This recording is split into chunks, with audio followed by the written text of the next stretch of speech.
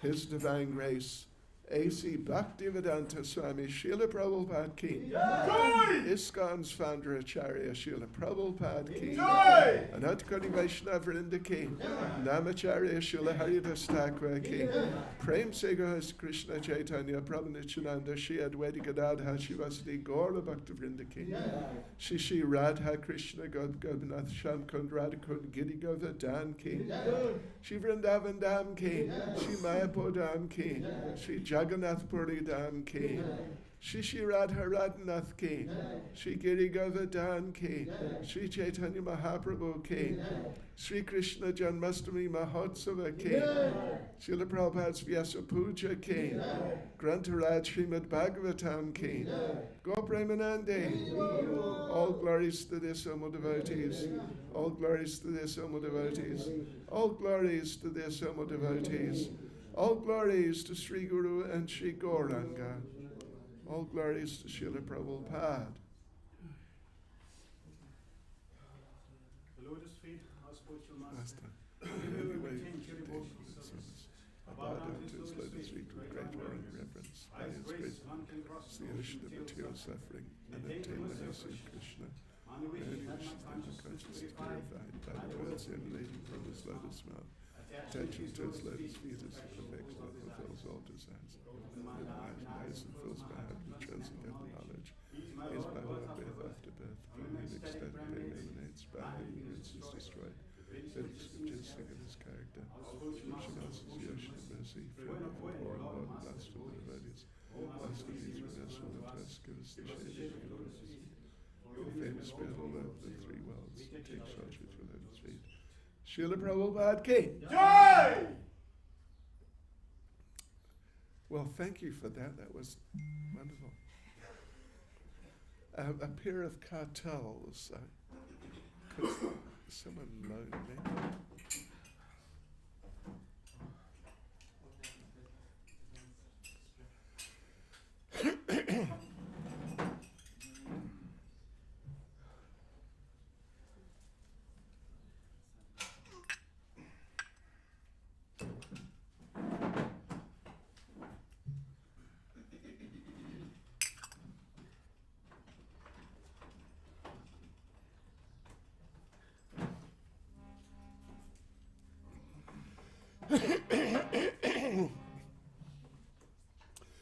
Jai Radha Madhava Kunja Bihari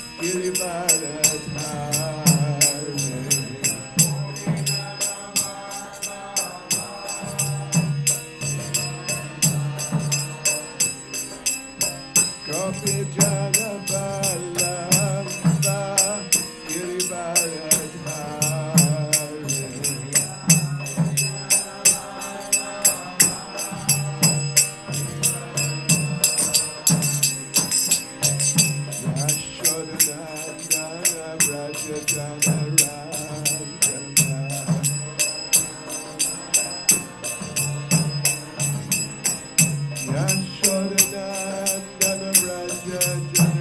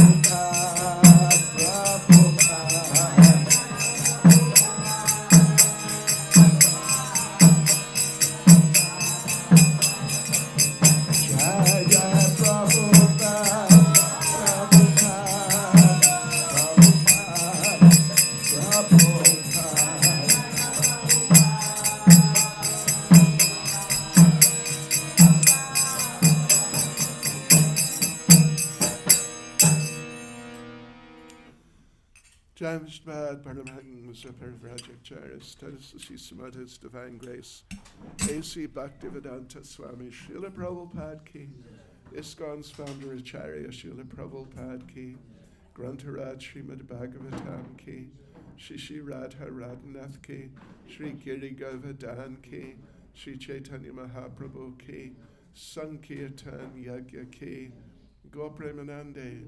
All glories to their Samo devotees. All glories to their Samo devotees. All glories to their Samo devotees. All glories to Sri Guru and Sri Gauranga. All glories to Srila Prabhupada. Oh.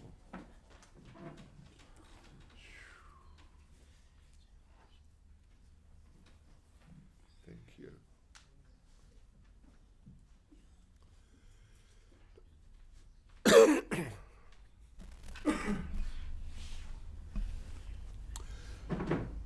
Om Namo Bhagavate Vasudevaya.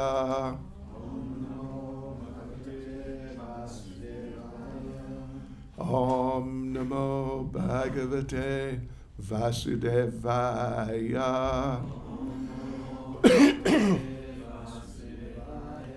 Om Namo Bhagavate Vasudevaya.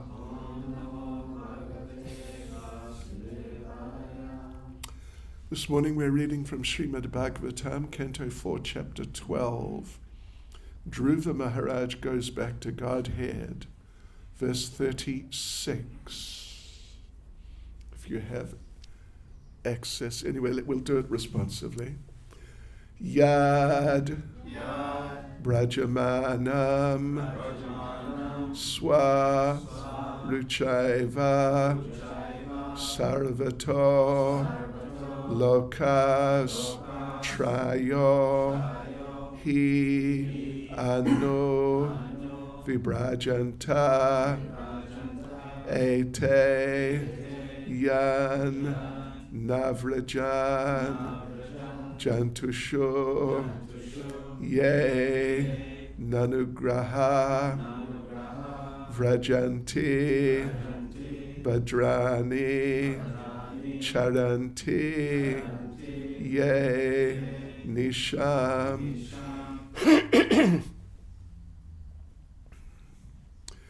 Yabrajamanam Swaruchaiva Sarvato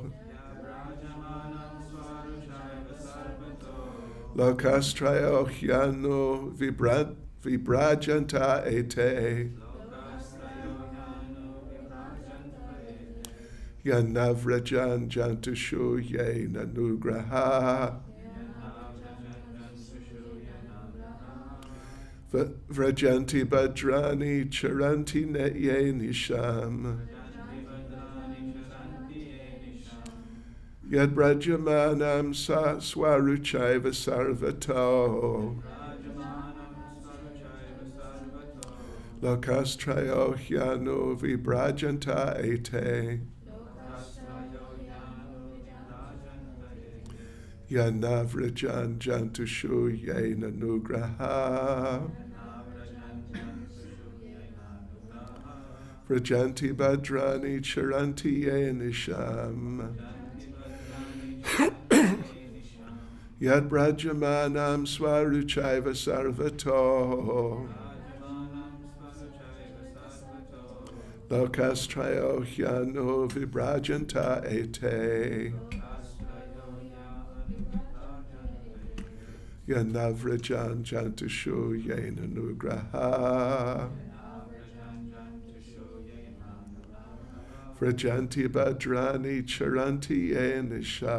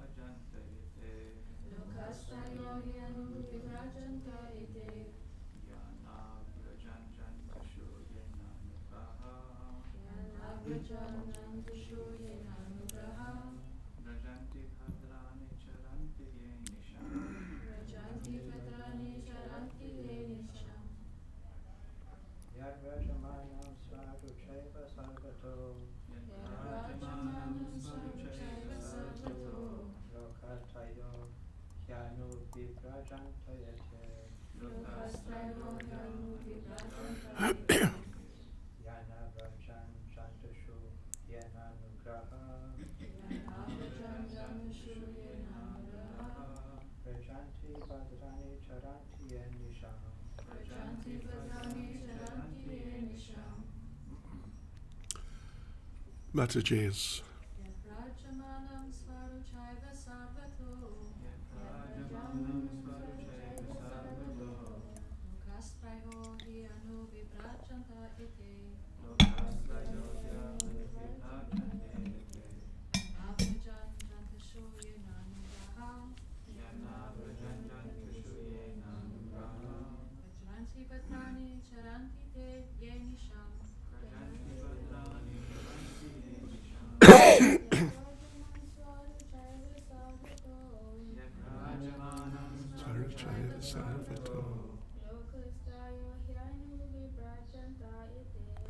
Lakastrayo hyanu vibrajanta ete.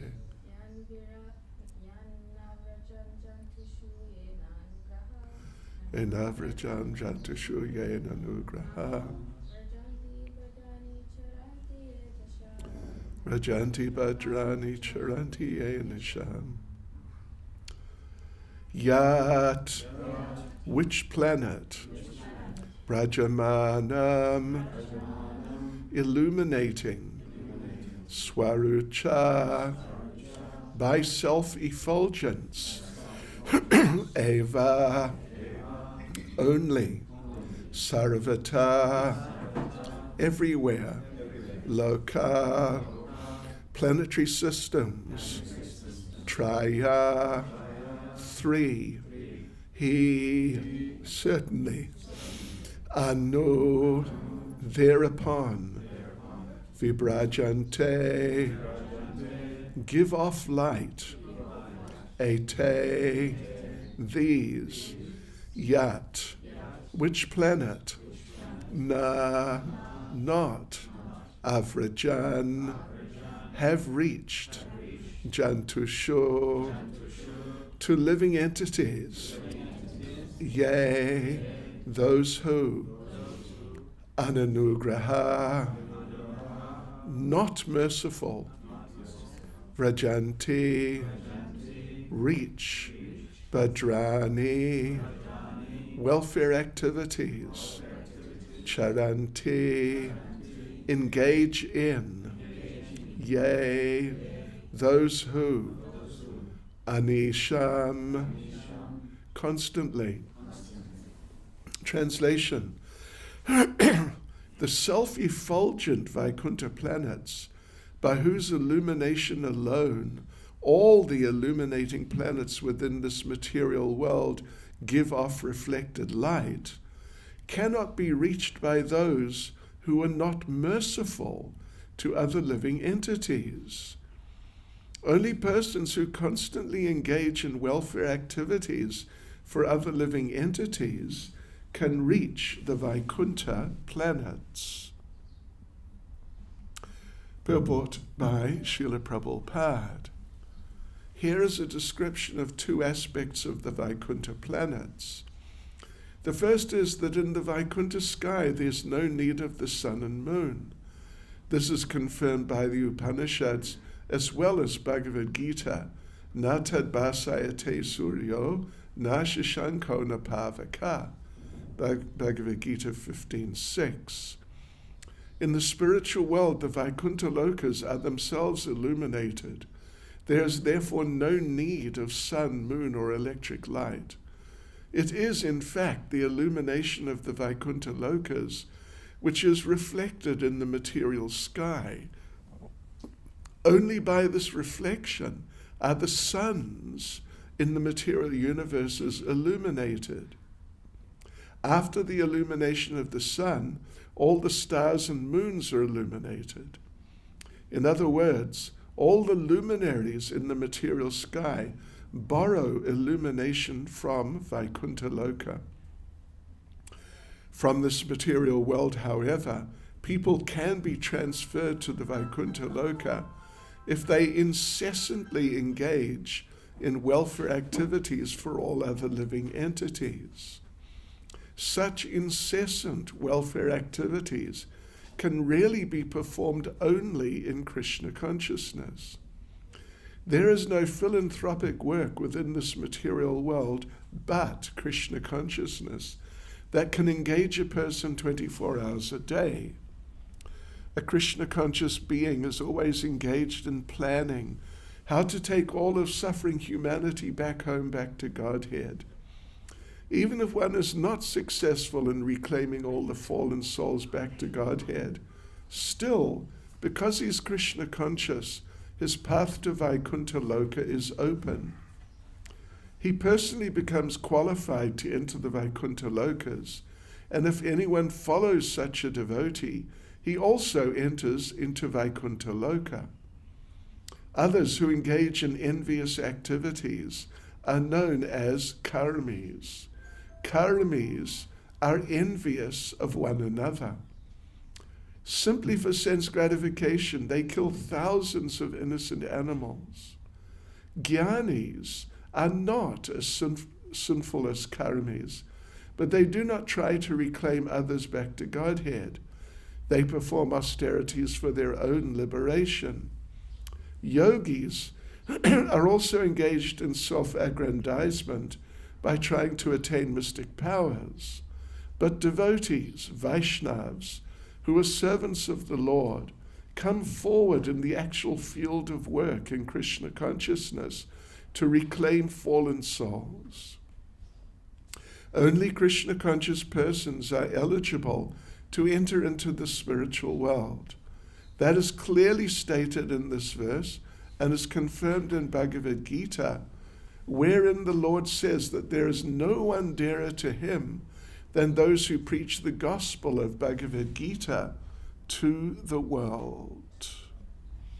Yabrajamanam swaruchaiva sarvato lokastrayo hyanu vibrajanta ete navrajan jantashu yena nugraha vrajanti badrani charanti yenisham.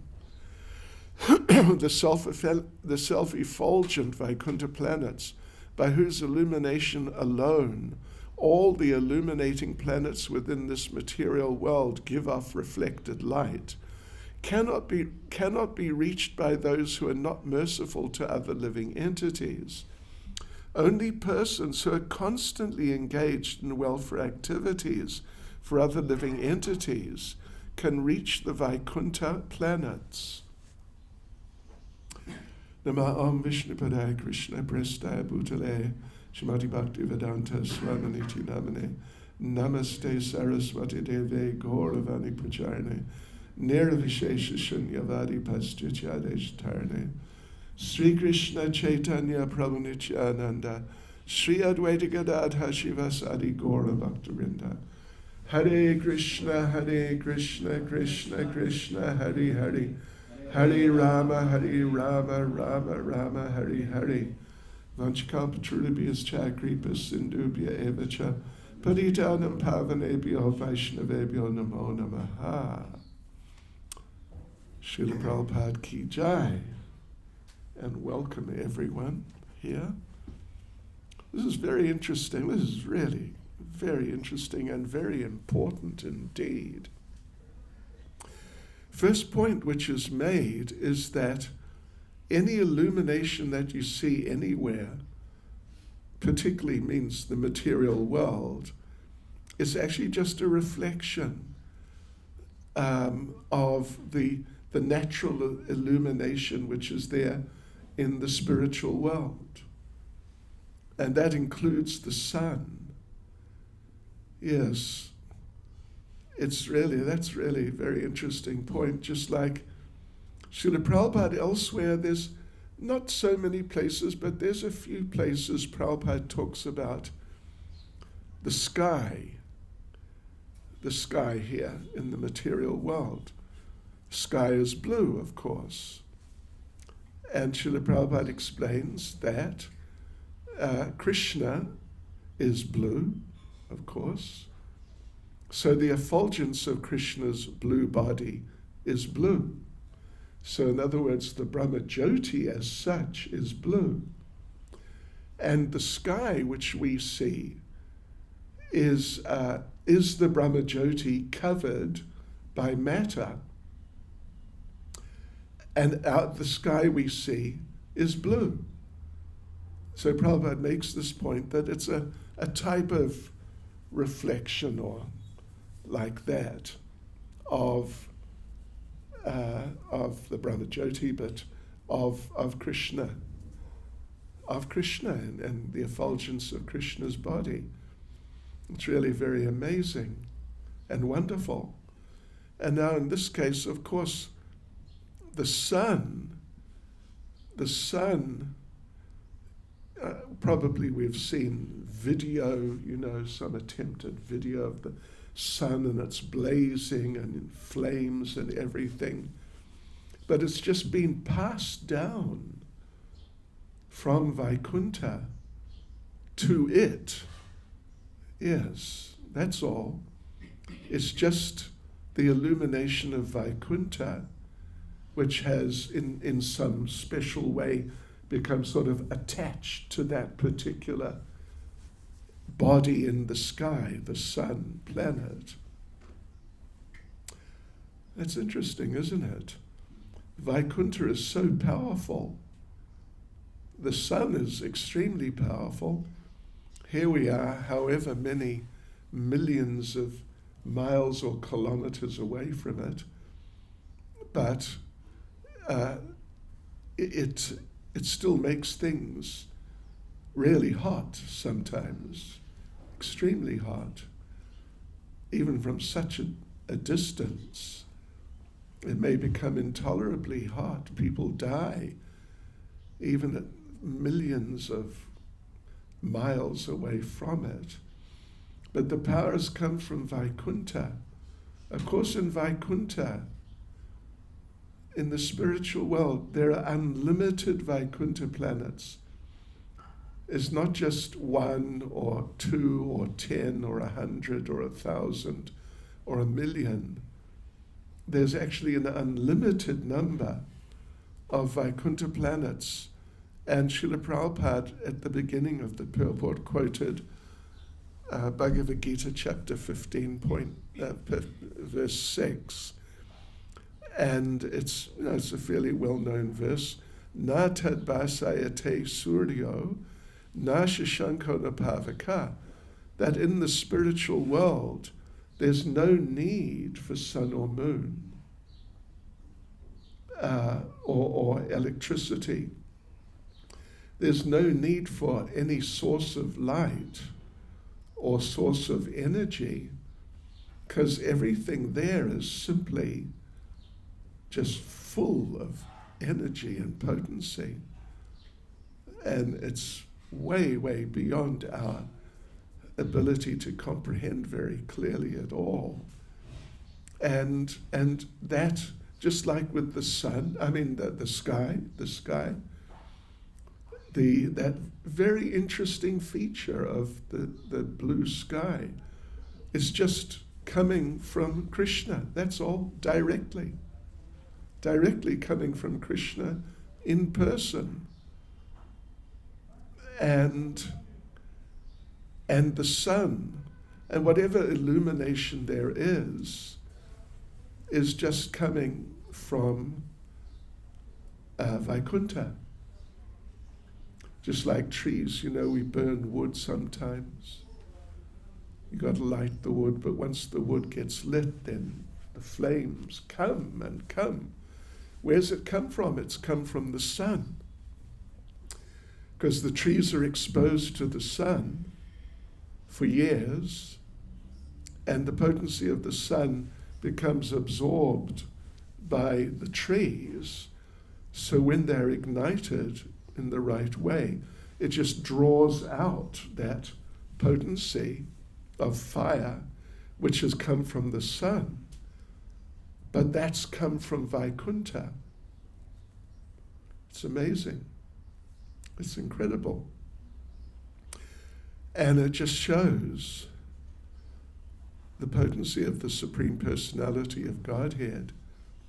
Krishna, after showing the universal form, and Arjuna becoming just completely overwhelmed by the experience, the grandeur and magnificence and the drama, and even part, at least, the horror of it. But all these different beautiful features, horrible features, powerful features, different features. Lord Krishna, at the end, he says that by a single fragment of myself, I'm maintaining and sustaining all these worlds.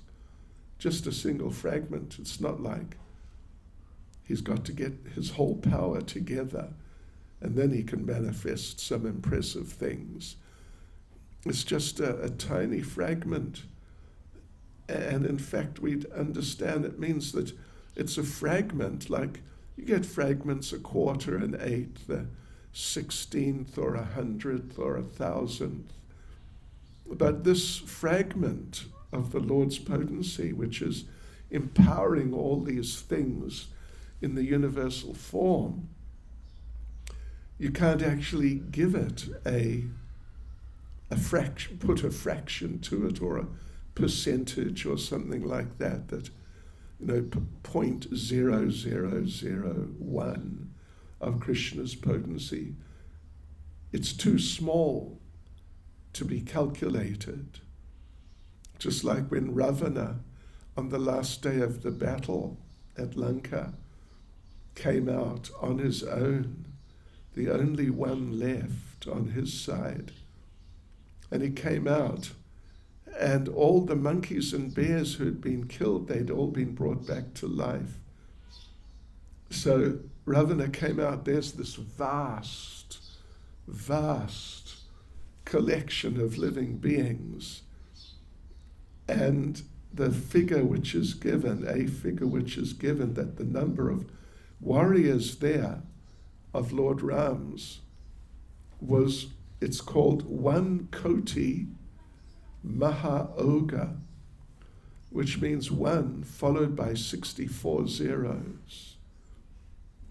Try and, we know about millions, billions, trillions, quadrillions, quintillions, dectillions, I guess. Beyond that, I don't know how to express it. Yeah. But of course, interesting point is that Ravana came out and saw this fantastic collection of warriors. But because of his material consciousness, he thought, no problem. I'll just kill them all. As Prabhupada says in the purport here, the karmis are envious. Yeah. So anyway, this is the first point discussed here, that it is the illumination of the Vaikuntha Lokas which is reflected in the material sky. Only by this reflection are the suns in the material universes illuminated. And then after the illumination of the sun, all the stars and moons, they're just the other heavenly bodies, are illuminated. Yes, so, anyway, there you go. That's very, very interesting indeed. And it's all borrowed from Vaikuntha Loka, which means it's all borrowed from Krishna. And of course we hear regularly, and we should really try to, absorb the idea and accept the idea of dependence. Dependence, yeah. That in the material world there's so many people, there's so many situations in which dependence is shown. Children are dependent on parents. Then the country is dependent on the government. The workers are dependent on the boss is dependent on the workers, and it just goes on and on and on. There's so much dependence in this way and that. We are dependent on electricity. Yeah, so dependence is such a prominent feature in the material world. But despite that, despite dependence being there in everyone's life in so many ways, sort of the fundamental desire, or one of the fundamental desires of the conditioned souls, is to be independent of Krishna, or ultimately of everyone. Yes. So, yeah, and compete with Krishna and take like a superior position, not dependent, but others may be dependent on them. So it's very interesting. If we study this whole question of dependence and degrees of dependence and degrees of independence and how it all works, then we'll see that dependence is far more prominent in this world than independence. Yeah. Ultimately, these bodies are dependent on the life force being maintained within them, and we can't control when the time comes for the life force to go out. So we're dependent in the embodied state, and we have no possibility of really independently controlling our lives in the physical sense. So then Prabhupada goes on this really important point, and it's a really amazing point, that Vaikuntha cannot be reached by those who are not merciful to other living entities. Only persons who constantly engage in welfare activities for other living entities can reach the Vaikuntha planets. Nobody else can. Prabhupada talks about the karmis, jnanis, and yogis. These are three, and the devotees, of course, but in terms of non-devotees, these three, KJY, that's my abbreviation in word, KJY, karmis, jnanis, yogis, when I'm making notes. So the karmis, jnanis, and yogis, they, to different degrees and in somewhat different ways, they are not merciful. And at the very best, mercy is not prominent, if at all. Generally not at all, other than, if you can call it mercy, being merciful to oneself. So Prabhupada talks about that how the devotees are very merciful. But then the first category of others that Prabhupada then talks about is the karmis. And they're envious. They're famous for being envious of one another. And for sense gratification, they can kill thousands of innocent animals. They can actually kill thousands of innocent, on a certain level, innocent people too. And in some cases, at least those who are particularly envious, without batting an eyelid, they can kill thousands of, in a certain sense, innocent people without a problem. Not a problem. I read yesterday that during the Second World War in Ukraine, that the Nazis, some group of Nazis, killed the parents, killed something like 70 adults or so, who were just, 70 adults, not soldiers, just people. Then they turned around, and what did they see? There's all the children of those adults. there's all the children there. And they had a little discussion, what are we going to do with them? If we keep them, we have to feed them and, look after them. So they just killed all the children.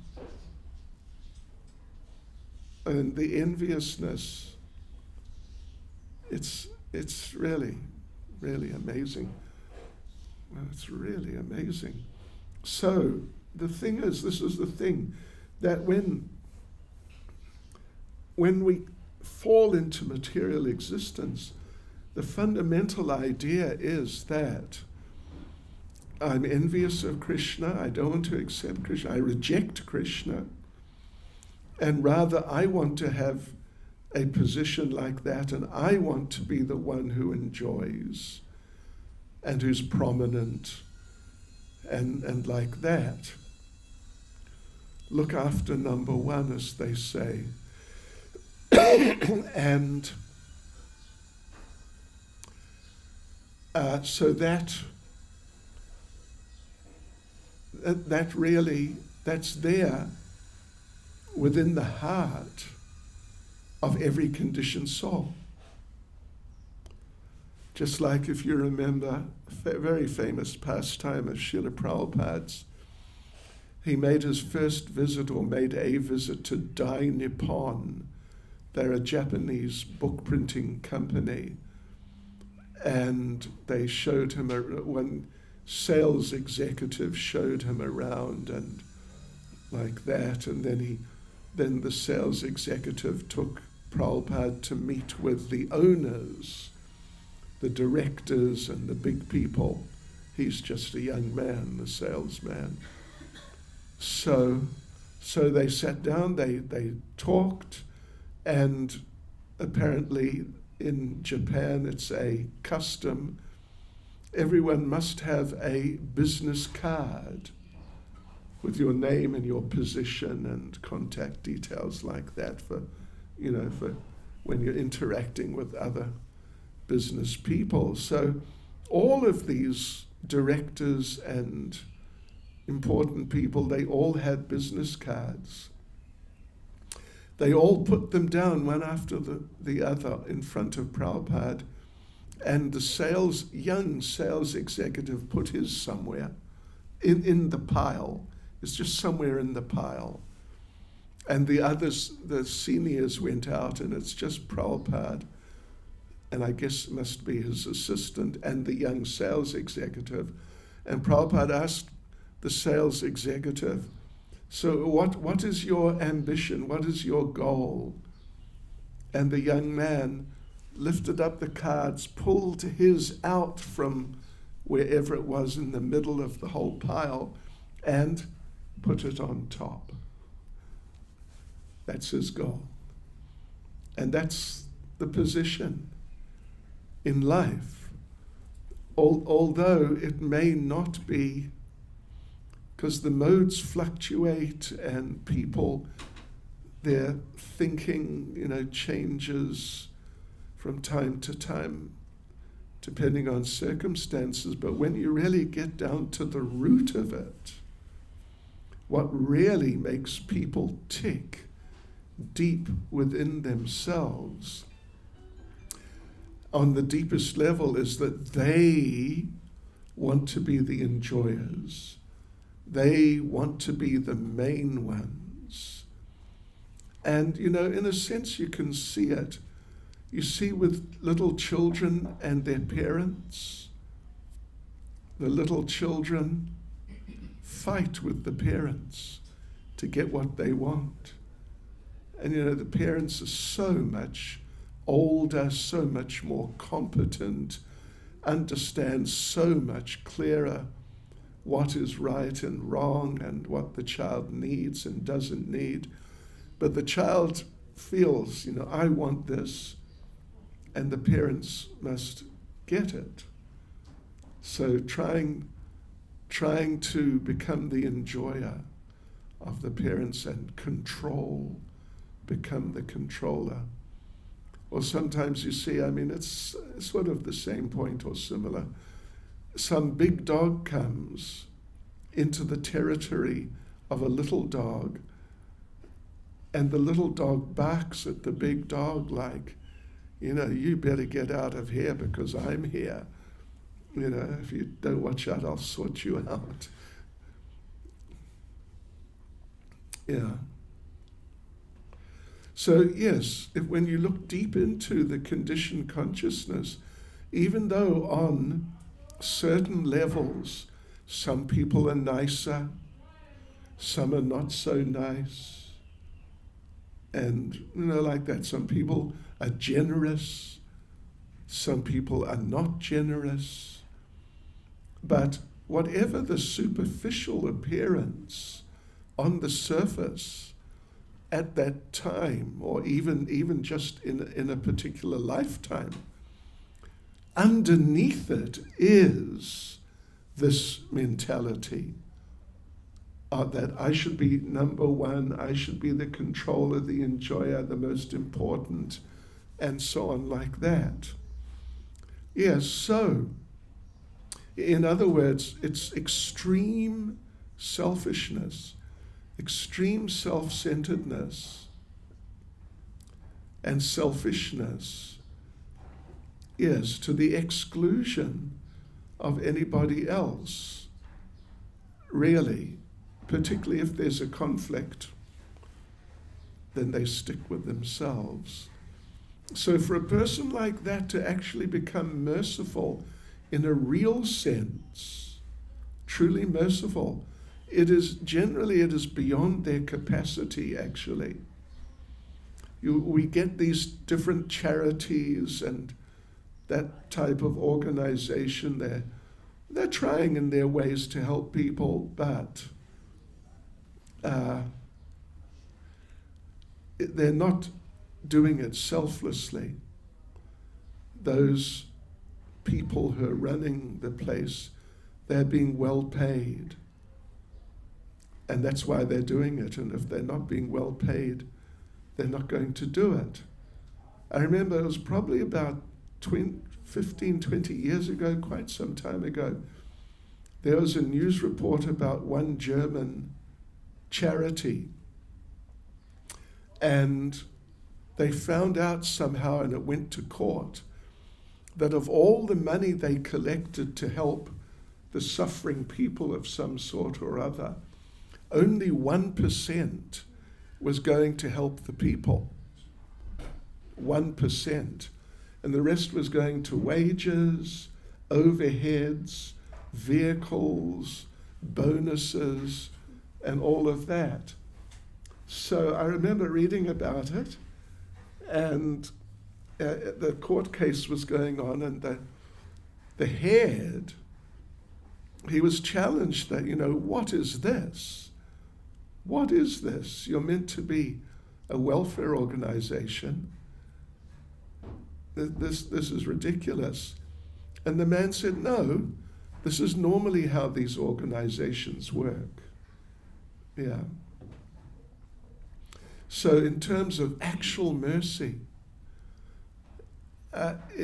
without any desire for anything for oneself, but actually just trying to help those who desperately need help, it's only possible in a purified state of consciousness. In a materialistic type of consciousness, it's only possible to some degree, but not much, and usually very, very little indeed. So, therefore, and of course we've all come from those materialistic backgrounds of different types, and it's also ingrained in us, and old habits die hard. So as a sadhana, as a practice for purification, we need to participate in the welfare activities of Krishna consciousness. Particularly, just any book distribution, Harinam, festivals, prasadam distribution, and etc., etc. we need to engage in those types of activities because they will, of course, our chanting will help, and everything will help actually. But particularly we need to do those types of activities because they'll have, at least for us, the effect of quite strongly cleansing that sort of the karmi type of attitude. What's in it for me in terms of enjoyment type of attitude, and help us to become selfless step by step. We need to do it as a sadhana. So of course we need to do it because the people need it. If they don't get it, the world will go to hell. It's already well on the way. And the problem with that is, if it goes more to hell, it may affect us. Yeah, it may affect us, meaning we may become banned because we're not materialistic enough or something. So yeah, we need to do this to really, the mercy aspect of our devotional service needs to be cultivated for these different reasons. One is for our own purification, and then another is just for the development of the Krishna consciousness movement and its success. Otherwise, the karmis are so envious. The jnanis are not so envious. I mean, they're not like opposed so much to others, but they're just in it for themselves. I want liberation for me. And the yogis, they want mystic powers, so that's materialistic, so they can acquire material things like that. So with them, there's no possibility, there's no good possibility that they're actually going to be merciful. They're not capable. It's just like someone is physically incapable of lifting a weight like a motor car. None of us can lift a motor car ourselves because it's just beyond our physical, beyond the capacity of our gross bodies. So our subtle bodies, it's beyond the capacity of subtle bodies to really be merciful if the subtle body is just conditioned, materialistic subtle body. So that means the ultimate point, as far as what is said here, that means only the devotees can go back to Godhead, because you can't go back unless you're merciful. You may be very clever or whatever, some sort of qualification, but if you don't have the qualification of mercy through the purified Krishna conscious heart, you're not going anywhere other than your next material body. And therefore, Prabhupada, at the end, Prabhupada makes the point, end of Bhagavad Gita, there are those two verses where Lord Krishna says no one's dearer to him than one who's preaching, giving people the message of Bhagavad Gita. In this way we see parallel between Krishna and Lord Chaitanya. Actually, ultimately, the mission is one, to deliver people. And it's appreciated if we deliver people or we try. So, yes. Hare Krishna. Srila Prabhupada Ki Jai. Any comments or questions? Nishingananda Prabhu.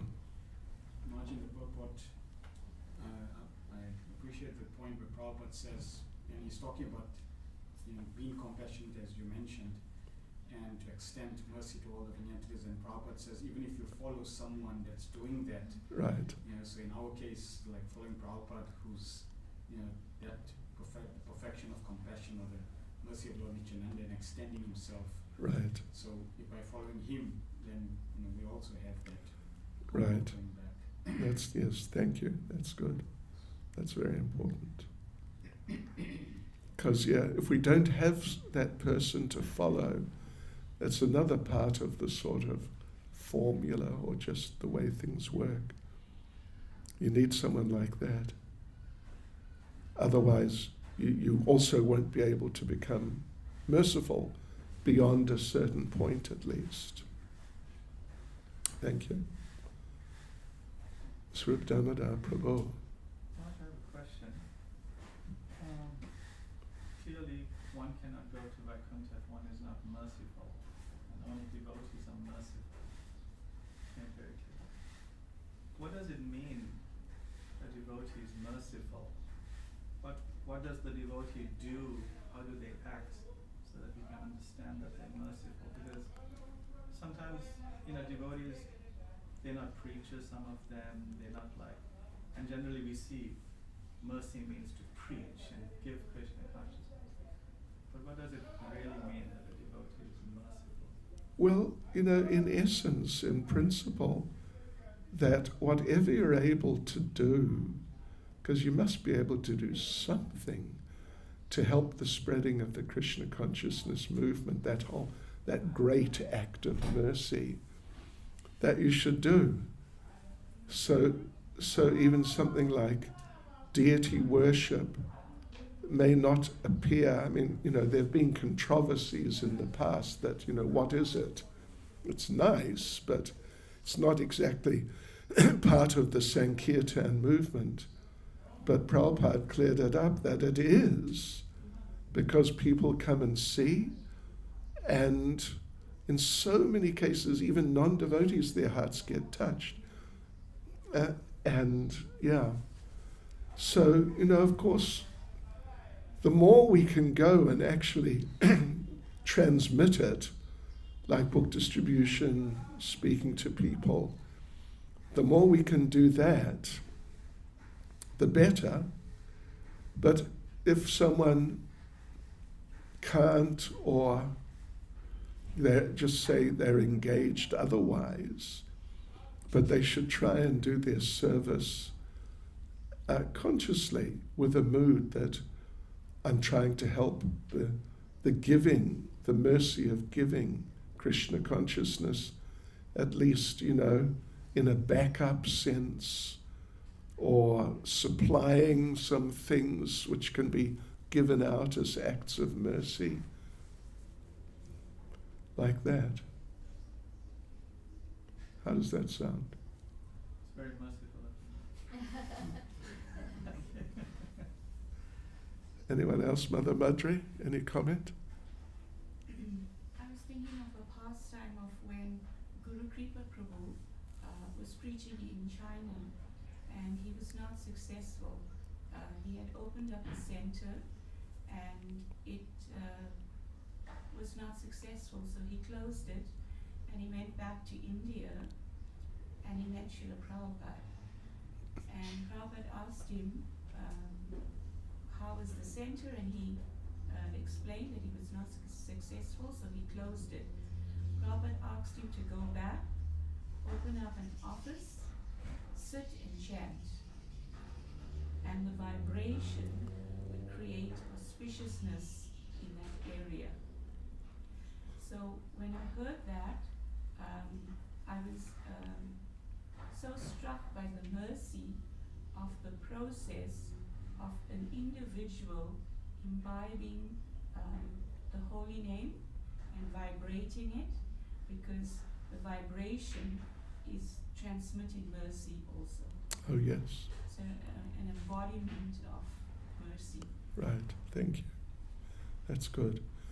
And just another point actually is that I know from having done book distribution, at least for 3 or 4 years, about 4 years, basically every day, that sometimes it's difficult for the mind every day. Got to go out and deal with these people, And every day there's a number of people who are not nice and, that sort of thing. So it can be a real austerity for the minds of some or many, however many devotees. But still, if the devotees do it, even though their consciousness may be more one of, survival or just, how much longer before I can go back, rather than how can I help like that. But at least physically the act is merciful, although the attitude may be far from being very merciful at all. But they'll get benefit because the act is one of mercy.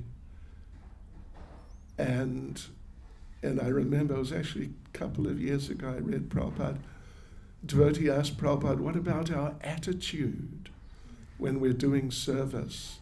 We should have, good Krishna conscious attitude of service and trying to please, and talking about some devotee or devotees who were struggling to develop such an attitude, but they were doing the service, getting it done.